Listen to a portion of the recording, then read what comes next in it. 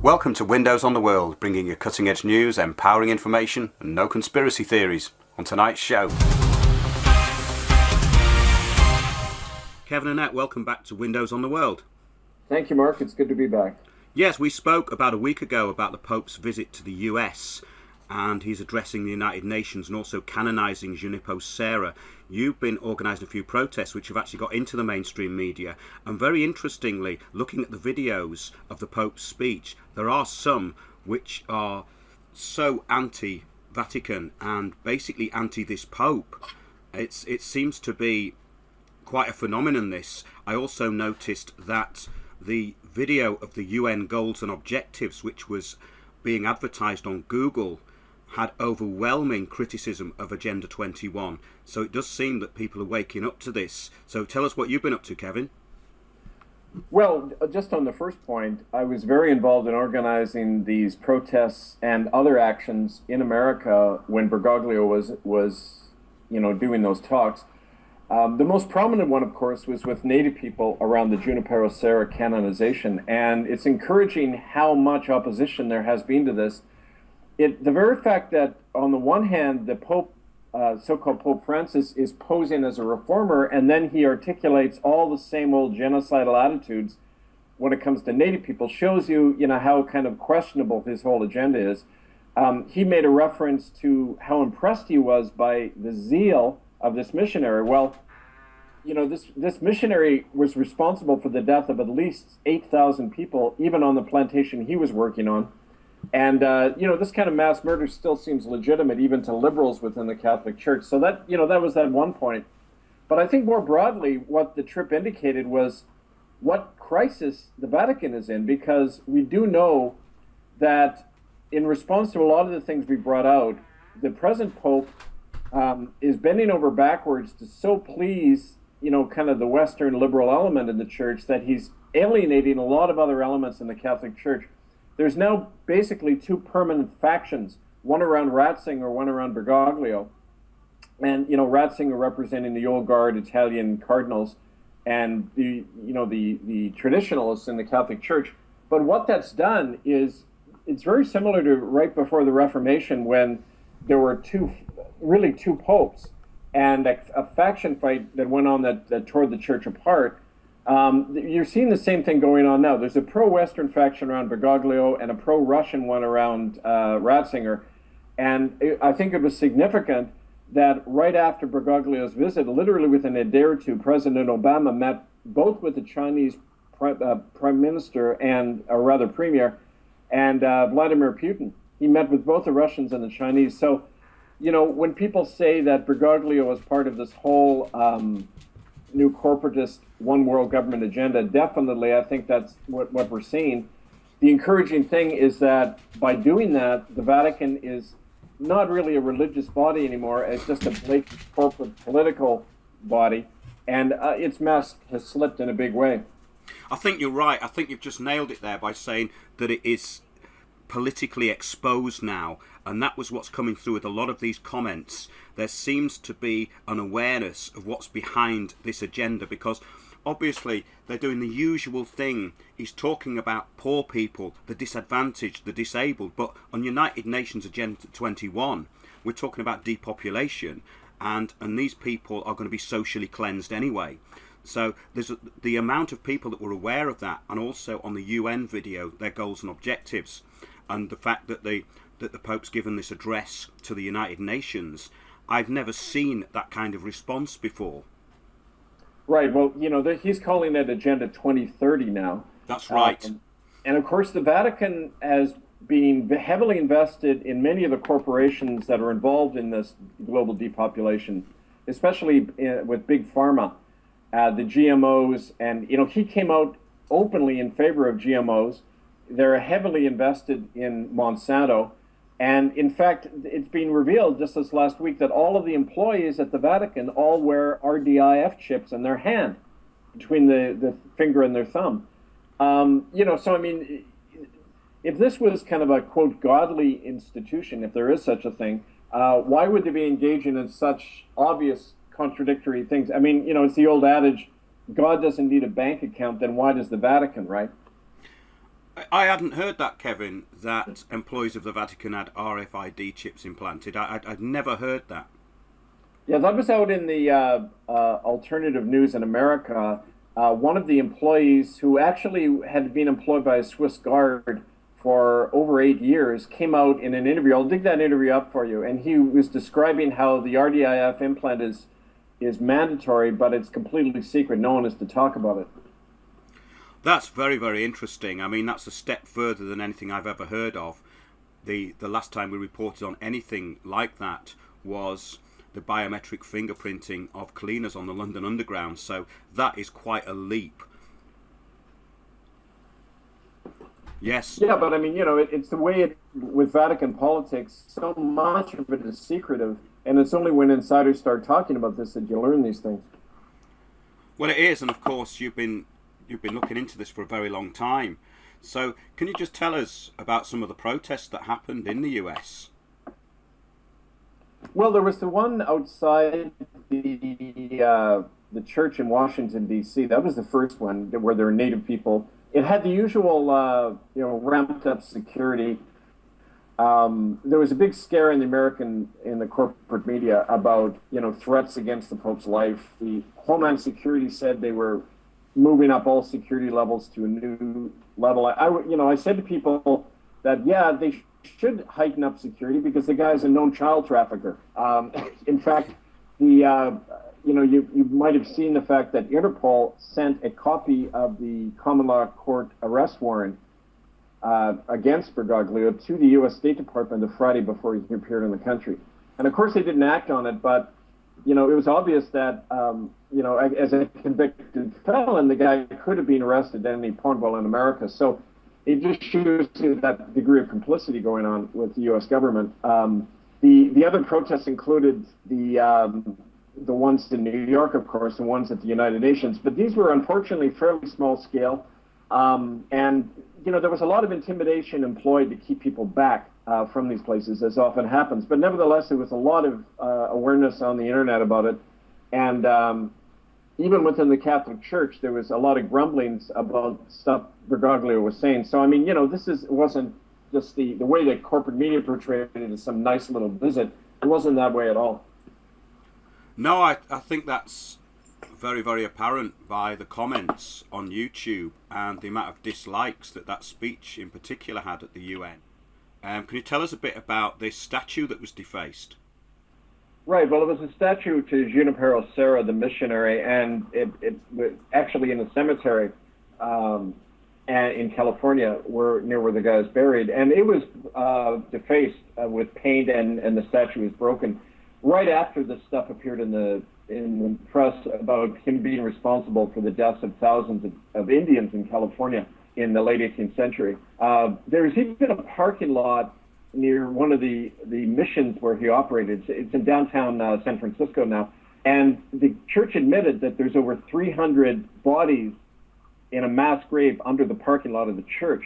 I mean, it's like with the genocide in Canada. The evidence is all out there. They openly admit it, and yet there's never a consequence, for any of the stuff. So it's an example, I think, of the people are very aware of these things now. When the church realizes they have to bend over backwards to somehow placate their critics, according to Sun Tzu in The Art of War, when a commander has to do that, it means they're losing their power. And I think that's very applicable. The Catholic Church is going through a major schism, and it's really like I say, in a state of crisis, I believe. Otherwise Bergoglio wouldn't be doing all of this, trying to win the crowd like he's trying to do. You were referring to the degree of the schism and within the church, right? Yeah. What would that mean to ordinary people if they don't know about your work? Yeah, people have to look beyond the corporate, the media representation of the Vatican, the church, which is always, that he's this really nice guy.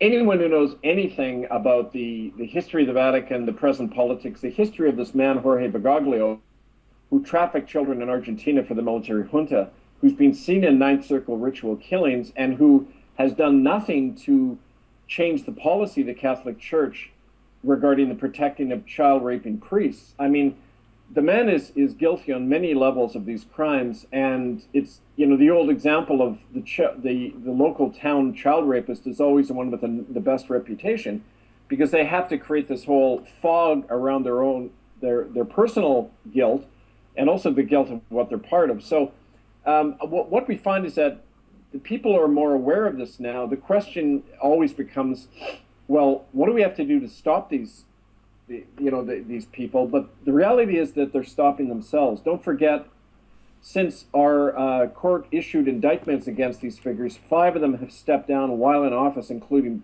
Pope Benedict. And this is what begins to happen in an institution going through this crisis. Then you get factionalization going on, which has now occurred. There's two popes, and they're pulling the Vatican in 2 different directions. So this will only increase, and it's going to create all sorts of spin-off movements within the Catholic Church. So in other words, it's really a time of crisis for the Vatican. It's not really how they are presenting it, you know. Yes, as far as them doing business goes, globally, how do you think this is affecting them? Do you think this schism is causing a kind of schizophrenic reaction within the organisation itself? Well, yeah, definitely it is. We know that, for one thing, after Bergoglio came in, Pope Benedict consolidated his own guys around the Vatican Bank, so now it's run totally by Germans. You notice Bergoglio, Pope Francis, spends a lot of time away from Rome. That's because he's not popular there at all. He doesn't even live in the Vatican. It's like he's a front man, kind of on the road all the time as a roadshow for a public relations effort by the Vatican. But the real power lies around Ratzinger, the financial power, and the things that we normally equate with the Vatican. That's really still in the hands of the old Italian Curia and Ratzinger. So when people begin to question this in the Catholic Church, they're dealt very summarily. There was a movement among Catholic priests called Not on Our Name that got squelched very quickly. It was based out of Ireland.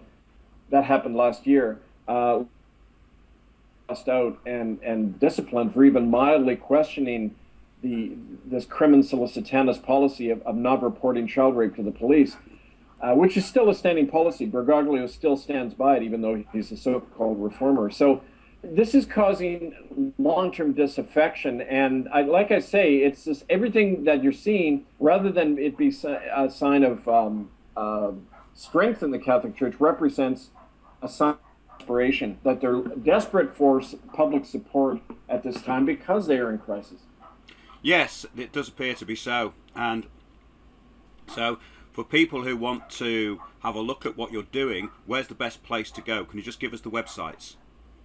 Well, the general website for the tribunal, including with the court documents about the prosecution and indictment, conviction of these people, is at the International Tribunal into Crimes of Church and State, is itccs.org. That's itccs.org. The hiddennolonger.com has a lot of the evidence of genocide in Canada.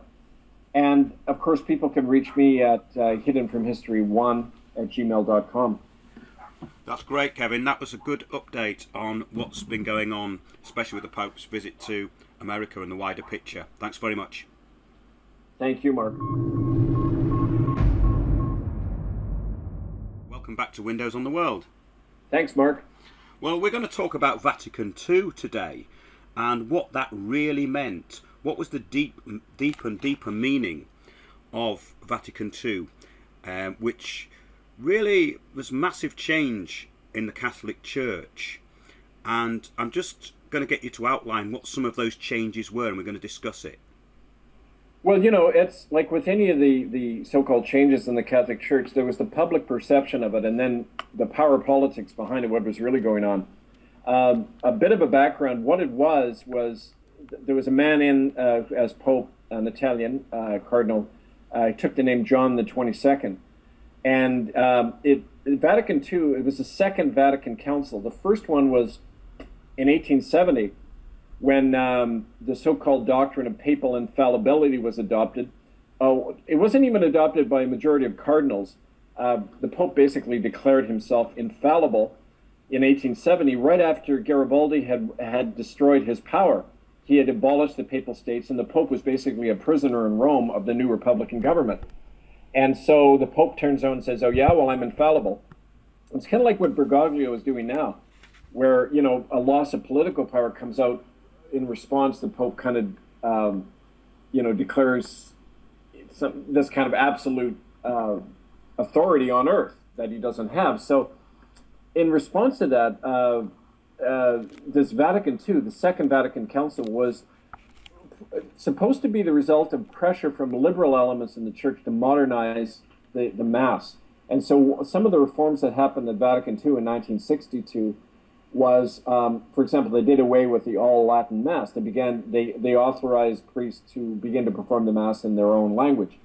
And what was behind that, though, what people don't realize is one of the chief advisors at Vatican II was Joseph Ratzinger, who became Pope Benedict.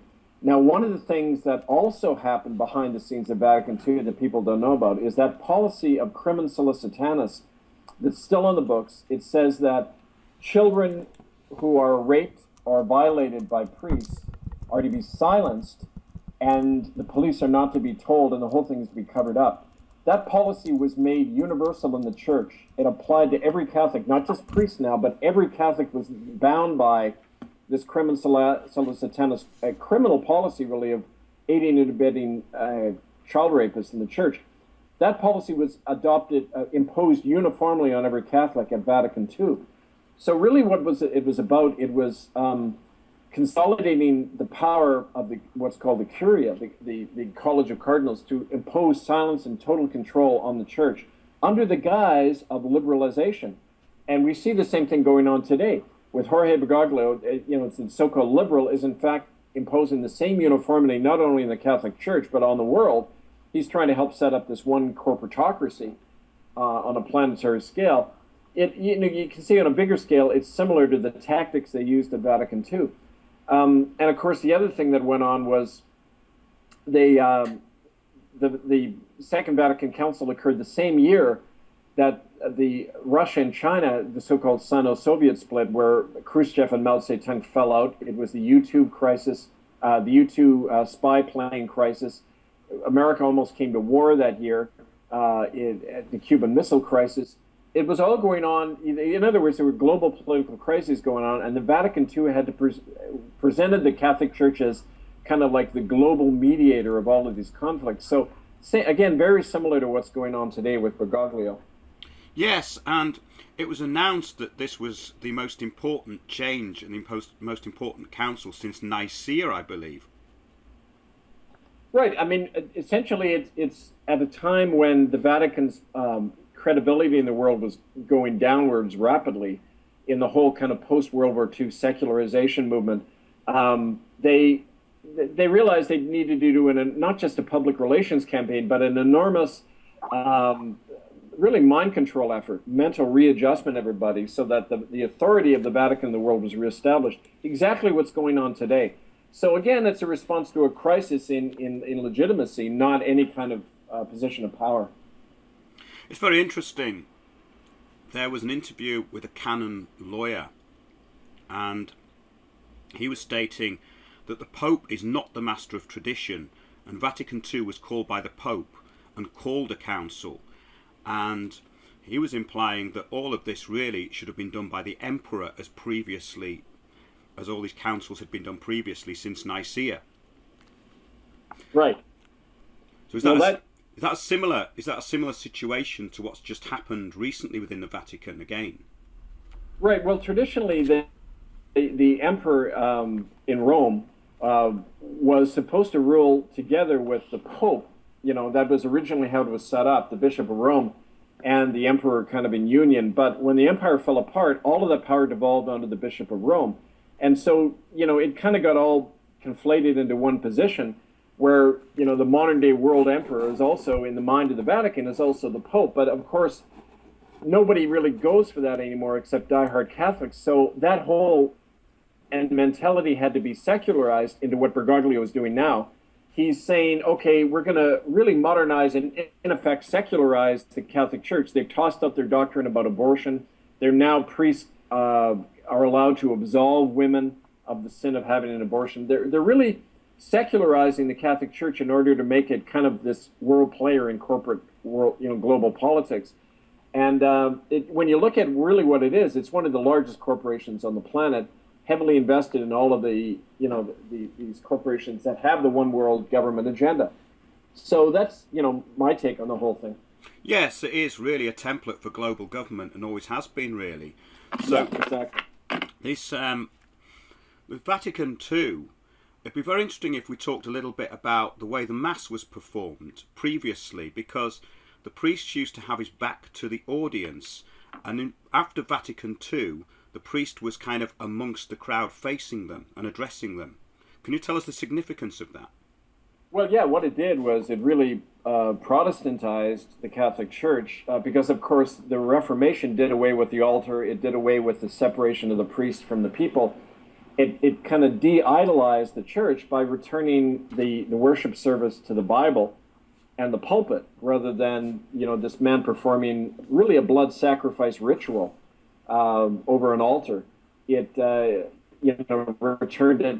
It took 400 years, but eventually the Catholic Church began to adopt that whole way of thinking, and that's why diehard Catholics are justified when they say that traditional Catholicism has really been abolished. It's really been reformed to the point of achieving a lot of what the reformers tried to do in the 16th century. But don't forget, the Catholic Church's notion of ecumenism, or all of the religions of the world getting together, doesn't mean that they're abolishing themselves. It means everybody is to join the Catholic Church, and that's a big difference. Oh, that's absolutely right, yes. And it's very interesting that if you do a little bit of research into how the altars changed, which you've just mentioned, but there are some churches that I found some historical stuff on, basically by doing research on the internet, and several churches were saying that their old altars had been ripped out and new ones put in. And the new ones, from my own research, look a lot like sarcophagi. They look like an initiation chamber. They actually look totally different. Have you got any thoughts on that? Well, I agree that it's going back to something that's very old, that's pre-Roman, actually. And my co-host on my radio show, Radio Free Canada, which is Sundays at 6 p.m. Eastern, I think that's 10 or 11 p.m. Greenwich time. On Radio Free Canada, my co-host Ryan Gable is really an expert in this. And we've done a number of shows on the esoteric roots of Roman Catholicism and how it's really based on blood sacrificial rituals going back to Babylonian times. And there's very similar, the language, the symbolism, and all of that is very similar. And is really a replication of it. So I would urge people, to go and listen on the show. It's on bbsradio.com and then /Radio Free Canada. In some of the archived programs right there on the website, you'll see reference to some of these things. And again, just tune in. And Ryan has a lot more he could share with that. Maybe I should link you guys up. He could talk for an hour about exactly what you mentioned. I'd be very interested in that, Kevin, and I'd recommend anyone tune into that radio station that you've just mentioned. And it is very interesting in the respect of this occult nature, these altars looking like basically sacrificial places. There's a theory that there are sacrifices still carried out. I have no material evidence of this, but it's come to me from some very, very reliable sources that these altars are actually hollow inside, and the top of these things comes off. It takes about 6 men to lift them, and they do have blood initiations within these sarcophagi. Now it's very interesting that, so you've got a modernized front, but they bring something completely ancient and pagan back within it, and that does fit in with a lot of the stuff that you've exposed. and what's come out, and the history of this. It comes from these Mithraic and Canaanite cults of basically sacrifice. Oh yeah, and in fact, the modern front is exactly to conceal that which has been there all along, and which is being revealed now more and more by eyewitnesses. You know, Mark, this is why the big fogging campaign by the church right now, because we've had a number of insiders in the church come forward to talk openly about this. If you go to the itccs.org site, there's interviews there with Anne-Marie van Bellenberg and Toos Nienhaus, who are survivors of the Ninth Circle ritual killings, and they describe exactly what you're saying, these hollow altars in which the blood is drained into, and then people ritualistically drink and bathe in the blood of the newborn. You know, the San Lorenzo Church, which is the largest Jesuit church in downtown Rome, it's only a half a mile from the Vatican, exactly those rituals are performed on February 23rd and 24th. The Roman rituals of Terminalia and Feria.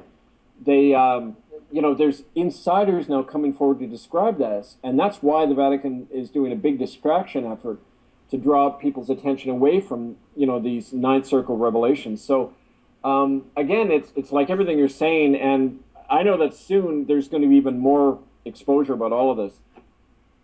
Yet it all seems to be coming out, as I stated on our last interview, that I've never seen such a reaction, a public reaction, even in YouTube comments, to what's happening with the United Nations and the Vatican.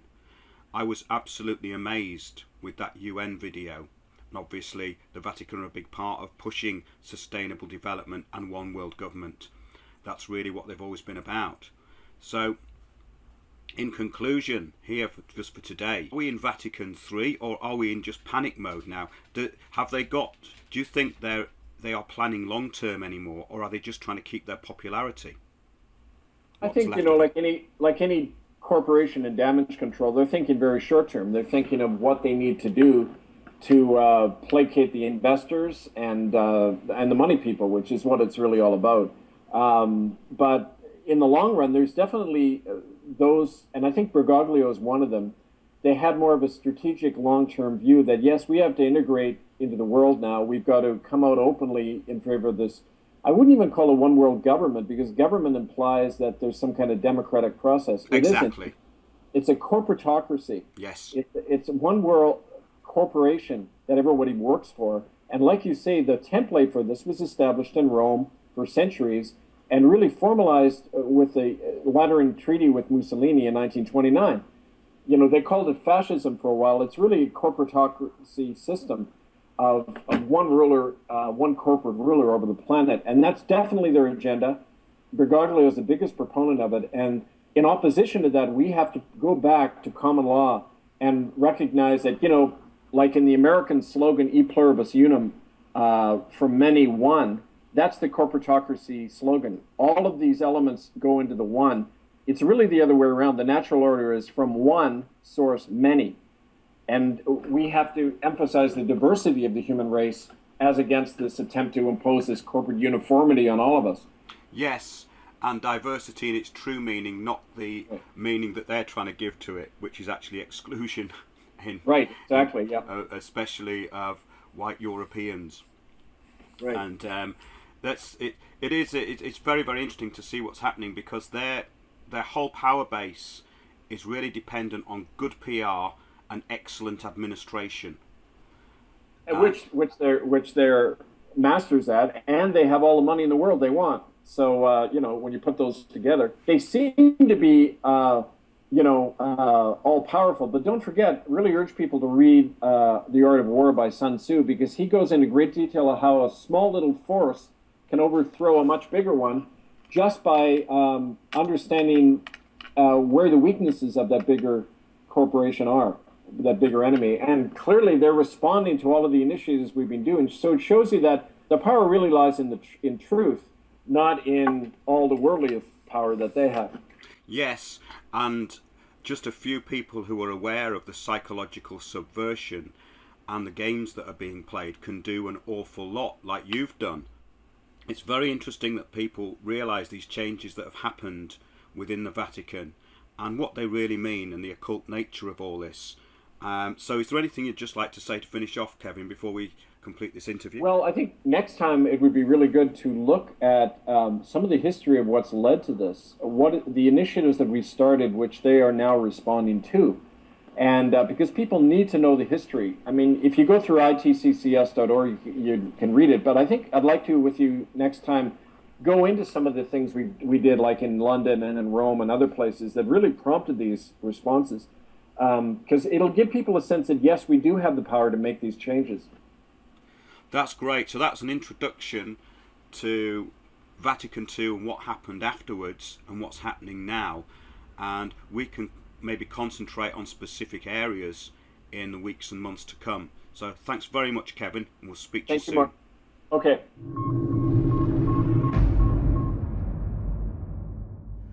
Thanks for watching Windows on the World.